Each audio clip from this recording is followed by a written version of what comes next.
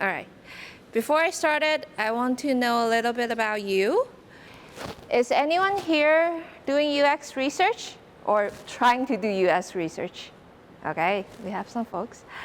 Anyone doing UX design? Oh. How about UI design? Information architect? Okay, a little bit less. Everyone here for free coffee? Okay, me too. So good, it's all good. So it's really lovely to meet you. I want to introduce a little bit about myself. My name is Vanya. I'm a design researcher.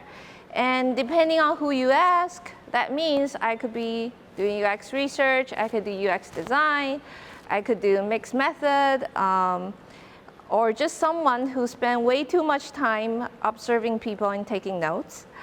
So essentially what I'm doing is understand user behavior and applying it to design, service, or products. I'm here today to show you what it looks like to do user research in the evolving world, which is what we all do in the day-to-day basis. So this year, the theme is the challenge of change. I want to show you some example of me personally dealing with change, how I, as a researcher, saw the change in the evolving world and how the world faces change and how information architecture has changed in this couple of years. And I believe rather than adapting it, it's better when we drive the change forward. So a couple of years ago, I did a master in cognitive psychology and UX experience in Claremont Graduate University.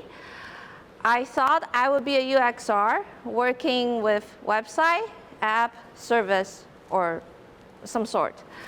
But unexpectedly, I found myself at an architecture firm. So in 2023, I started to work at HGA as a design research specialist. As many of you might be familiar with UX already, you might think, what does UX looks like in architecture? So what I am essentially researching is building and spaces. It could be a hospital, it could be an office, it could be an auditorium, it could be a museum. Wherever there's a space, I'm there researching those space. And now you might think, oh, so are you an interior designer? And I'm like, nope, I'm not here picking out color palettes or fancy chairs, although I wish I am, but I'm not. So if I say good design in a building, what is the first thing that comes to your mind? Anyone? Functional? Accessible, yeah. Anything else? Okay, it's all right, because I don't know either before I joined the firm. I'm like, well, what am I gonna do? So it could be layout. It could be where that space is gonna be and what that space is gonna use. It could be navigation. It could be a facade, like what is outside of the building is gonna look like.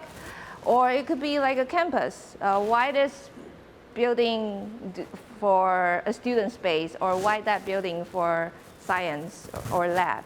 So it could be anything, honestly. It's how people using the space. And who are we researching? People who are using the space. So in campus, we're gonna research faculty, students, facility folks. If it's a museum, of course, the auditorium as well, we will research on the audience or visitors. If it's a hospital, then we're gonna research the doctors, the nurse, and the patient, and also the family who visit the patients. So all those people are our users. But you also need to communicate with designers, in-house designers, architects, Those are the people you're going to communicate with to build that place, and also the client who pay, clients who spend money on this building and ask you, hey, made it good. So they control the budget, they cut the budget most of the time, and we try to justify, no, you shouldn't cut this one, this is important, stuff like that.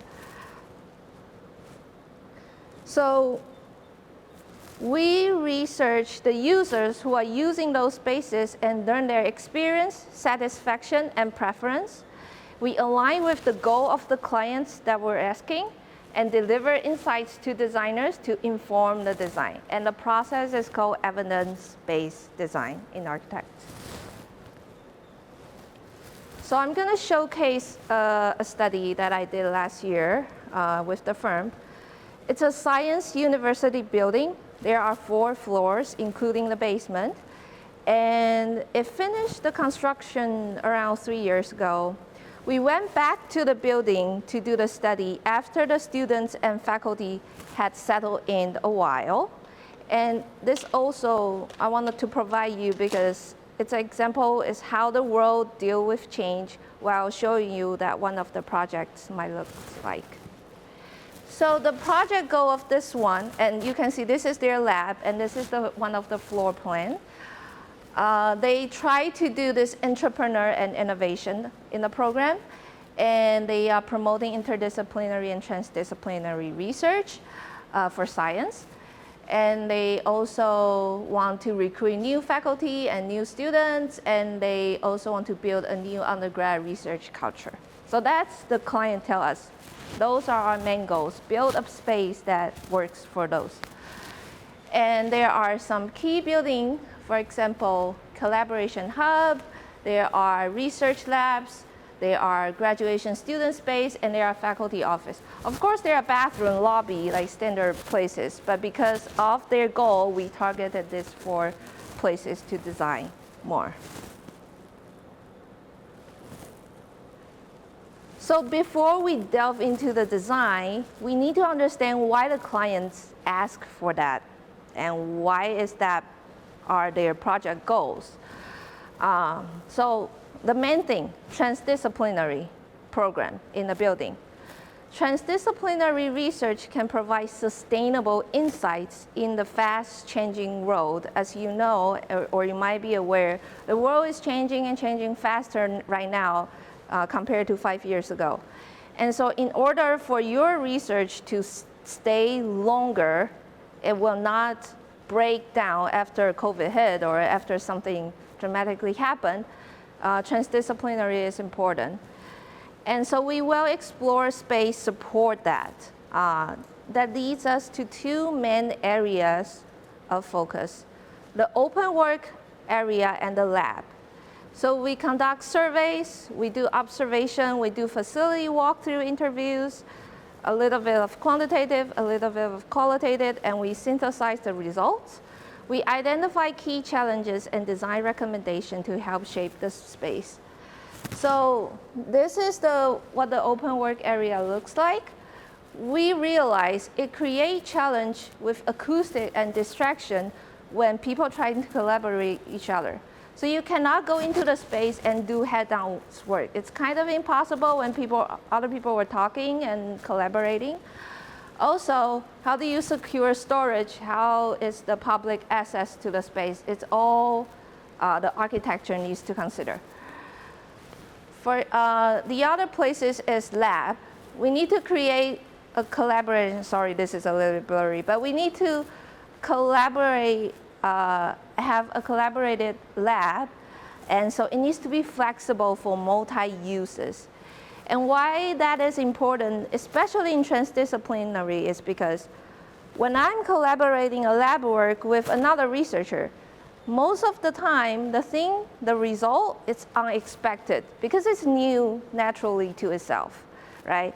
And so because of that, the space needs to allow new equipments to come in, or maybe the equipments you don't need anymore and you need to store it somewhere, or is someone going to borrow it, etc. And so the flexibility of space is important.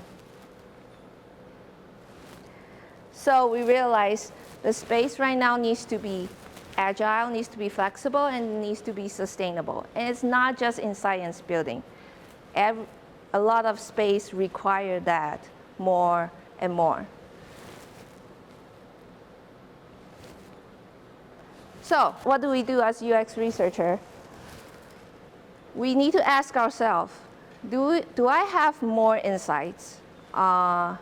At the end of the research, is the research that I conducted something new? And the insights, are they impactful enough? If the answer is yes, that means you are closer to drive the change. So to understand the change in information architecture, and we have a brilliant lineup of speakers later going to explain this, so I'm just going to briefly talk about it.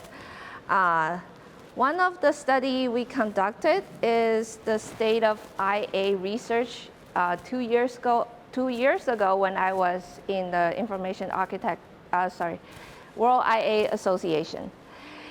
And it was a community research survey, and we collected 913 survey respondents across the world from January to April. So if 2 years ago you was in our center joining this event, you might fill out a survey, and now it's the result that you can see. And you can scan the QR code. I wouldn't go into the detail of what the reports or the details about the result, but feel free to take a look if you're interested. So it captured a view of IA practice and identified trends in the attitudes and practice used in information architecture work by engage academics and practitioners. And in one section, we ask IA practitioner, what do you think the state of IA will look like in the next 5 years? The answer is a mix, but toward positive. The majority of respondents think that IA is in a better state than it was 5 years ago, and then it will continue to do so 5 years from now. They think IA has more awareness, more tools to provide efficiency, and its necessity can never be replaced. As you all might agree, although some others think it is very hard to communicate its impact to the leadership, to the stakeholder, to the clients, and even to the practitioners in the field. Lean process delivery, AI impact, all influence the industry as a whole. Without the community consensus and educational pieces in the young talent, it takes a lot of effort to bring IA awareness to the table. People were hoping it, but it still needs a lot of effort, for sure. After talking about how my career changed, how design research in architecture works, and how information architecture is evolving, I have one last story about myself. As I was preparing this talk, I received unexpected news, company adjustment, restructuring, blah, blah, blah. You know where this is going. Yep, I was impacted. And the next day, I went out to a dinner with my friends to process everything. And at the end of the meal, the restaurant gave me fortune cookies, like they give to all the customers. And I was hoping for some profound wisdom. I mean, what else can I do? So I cracked my fortune cookie. Guess what I got?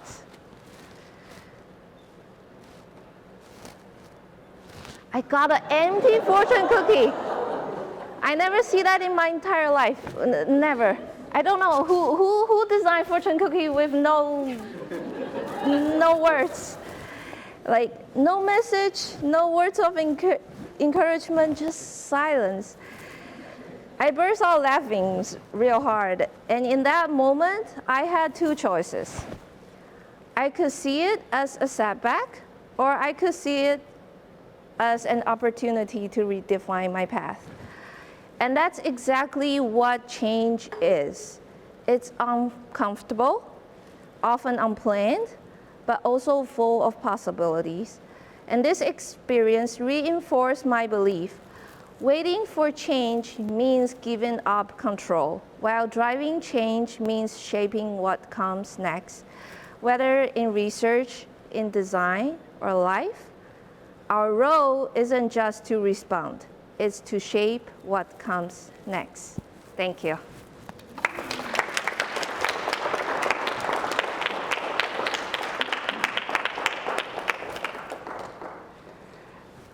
All right, open for question. Yes? I'm Larry Vanya, UX researcher and strategist. Oh, thank you.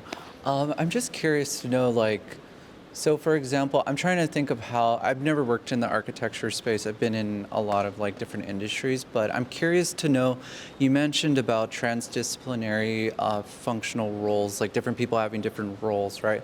So I would imagine the spaces having different labels. Did people get confused about certain parts of the space being different? Did they all have different mental models depending on their educational backgrounds, their experiences, and what were some common labels that people used in terms of words to keep people together, knowing that this space here is for a specific function?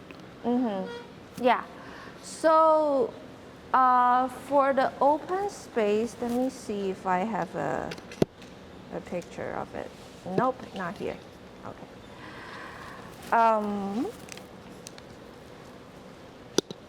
So for open work area, because we're trying to make the collaboration happen, we are not designated tables for the students or faculty.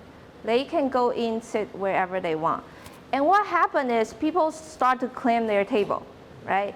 They start to put their little, pencil boxes there and then books, and it becomes theirs. And then that's just one individual, and then people know each other gonna gather and claim this whole area of my department. And that is a huge struggle when you are trying to develop a collaboration space, because research finding shows that to make collaboration happen, it doesn't matter how many people in this area. You got more people here, they're not gonna collaborate more. The point is you need to spread different people in this certain area. So the spreading is more important than accumulating. And that's how one way we try to do is we have the area that has different function, different computer, different technology in different places, but also encourage people. And also you need to cooperate with the operational team as well. So the operational person, the facility person, those are the first person we go and interview and do focus group, because they are the person who in charge that space. And so they need to know how you built and how that worked for the students. And they need to somehow control or facilitate that. So that's how we do that. Good question. Okay. Oh, okay. I'm curious as to, so before, did you work with UX research with technology, apps and websites? What was transitioning into UX research in space? What was that like? I'm sure there's a lot of transferable things, but I'm sure there's also new things that you had to learn too. Okay. So she want to know, what's her name again? Melody? Okay. Melody was wondering why and how I jump into the architect, right? I don't know.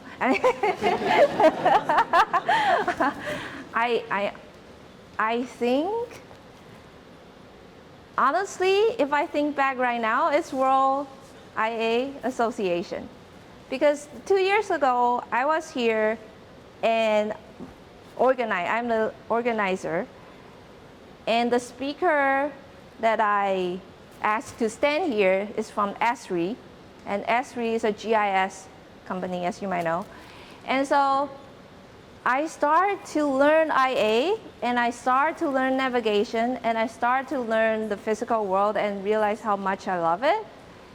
And for all of you who is sitting here, you already in the door, to be honest. Like, you already know what you're doing, and you know how the information architect work, and that is the most important part in building a space, because you need to know the relationship space to space, human to space, and that's what get me into the door of jumping into architects. But do I really know why I choose this material to that one? No, I don't really, but I learned from the project that I'm working on, and I just trust your methodology skills and use it small, and then build on that, and then try it out. Talk to your supervisor, like, hey, I have this one, I want to try. If she or he is trust you enough and brave enough, she'll let you try it. And then my manager is very kind, and she accepts my diverse background from UX. And sometimes I will jump into a meeting and say, I want to try this workshop, can you let me do that? And she will say, we have nothing to lose, just do it. And then I try. And so, yeah.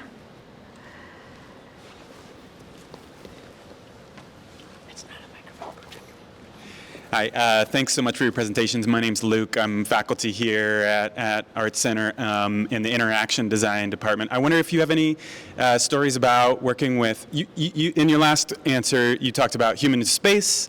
I wonder if you have any human-computer space type stories, or if the IT and data department or if you're doing work for them as well. Mm-hmm. So they are not doing that many research, but they are building the data warehouse. So right now, what I'm going to say, it's a little bit text heavy or data heavy, but basically we are trying to do benchmarking study a lot. So whichever project, whichever data, it could be competitive analysis, it could be 100 research paper that you read, it could be some guidelines, or it could be the raw data that you collected, quantitative, qualitative. We try to put those, we use the data lakehouse and data warehouse, put into our central data, and that's where the data people help us, the data department. And then we are generating some report through Power BI or some other dashboard as well. We grab the data we use Qualtrics for survey, for collecting data. We also use Maptionnaire. Maptionnaire is one of the survey tools that is built for map. And so we will use that, incorporate a little bit of GIS, ArcGIS, and then you can exchange whatever tools you like, basically. And then the data team gonna store in all together. And so in our future project, if I'm gonna do another S&T science building, they will grab those data out, and we have our existing data, and we're gonna see what works for this new project that is coming up. And one way of we got the project is not just the clients ask for us. Normally, and also especially in the university building, is they have this pursuit out to the public, and all the architecture firms come to win the projects. And so we need to build up some sort of visualization or some sort of data to show the university, hey, our firm is capable of doing, to renovate your building or to build something for you. And so that's where we need the data warehouse most of the time. Alrighty. Okay. Hi, my name is Julia. Thank you for your presentation. So, sorry, I'll speak up. Oh gosh, I lost my train of thought. In UX design, I know research is used throughout the entire design process, right? Like in the beginning to understand the problem, throughout to understand if your solution's working, and at the end to understand, how well your solution performed. And this is what I know from my digital design experience, and I'm wondering, in like building physical buildings, if there's a difference in where research is in terms of the design process. Okay. So when do we get pulled in? Of course, we try to get pulled in the very beginning, kickoff meeting. That's normally not the case. They brought in because there's a fire and we need to pull it down. That's in reality. But we are trying to do this. So it's called holistic design. We're trying to do this holistic design from the very beginning and track our insights to the end and do a post research to see if they really committed to the design that was supposed to happen. And a very, I wouldn't say frustrating, but in reality is architecture projects takes a couple years. It's not like a website or digital product that comes out a couple months. It takes 3 years, sometimes 10 years. It happened. If the budget was hold, then you gotta wait. And maybe you're already not in the firm and your project is still there and you didn't know what it's gonna look like. So that is very hard. And so why research matter? Because after a couple years, the research finding is what really staying there to ensure those design criteria is being met. And so we answer back to your question. Of course, we want to be involved in the beginning, and we try to do so. We enforce this holistic design guide for every project team, but whether they're gonna use it or not depends on the designer and depends on the client, depends on the budget as well, because it costs our time and it costs money. And you need to build a relationship. I think not just us, many industry too. As a researcher, you need to build a relationship with the designer, but you also need to build a relationship with the clients, because client is essentially the one sustaining the budget. And so stakeholder engagement is important. You need to check back in every once in a while, make sure everything goes well, make sure you're happy, I'm happy, you're still there, I'm still here. And so, yeah, getting the work done.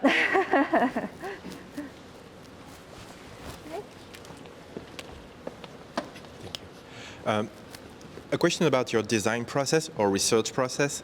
How do you work with AI, implemented like AI in this process? Because we've seen in the previous slides a picture generated by DALL-E. So how do you currently working with AI or as a companion, or how do you work with this tool? So right now, AI is being implemented most of the time in generating graph.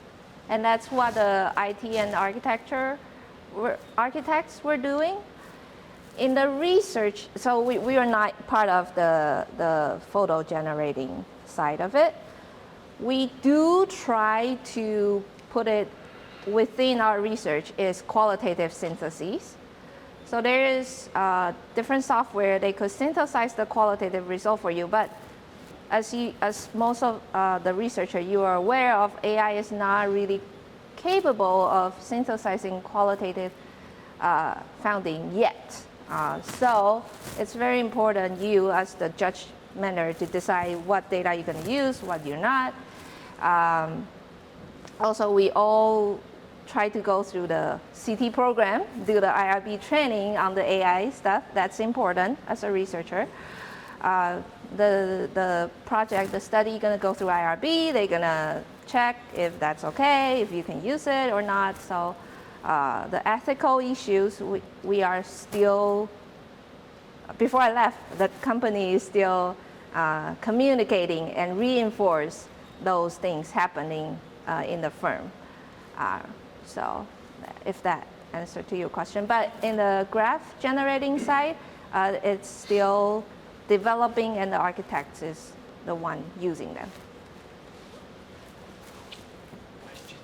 All right, I think we have one more question left. Hi, my name is Josh. Again, thanks for speaking today. So I saw from your experience that you were in the medical field as a clinical and research assistant, and you transitioned your way into the UX field. What were some of the best transferable skills from your experience as a healthcare person that helped you succeed in the UX field, or were there some skills that you had to learn along the way to kind of help make that transition a complete one? Yeah. So before I was doing cognitive psychology, I was working in a clinical hospital doing clinical psychology research. So I did interview patients, and so that helped my interview skills. When I was brought in for healthcare projects, you need a lot of terminology to understand. Nurse shadowing. Basically, it's an observation, so we will assign to a person, a nurse, most of the time. We follow them. We have our little sheet, and then we we write down their behavior at a space. And we also recorded how much time they go from here to there, because our job is to make sure when working in the hospital, their traffic distance could be less, or they could do things quickly because it's a fast response spaces. And so those definitely takes a lot of hospital experience and a lot of things you need to cooperate and communicate with them. And because they are such a intense and high-paced work environment, you, as a researcher, you need to try to make yourself invisible.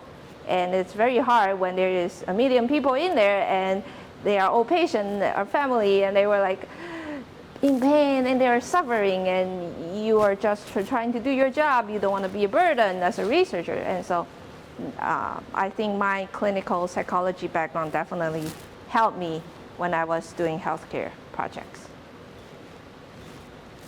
All right. Thanks, everybody.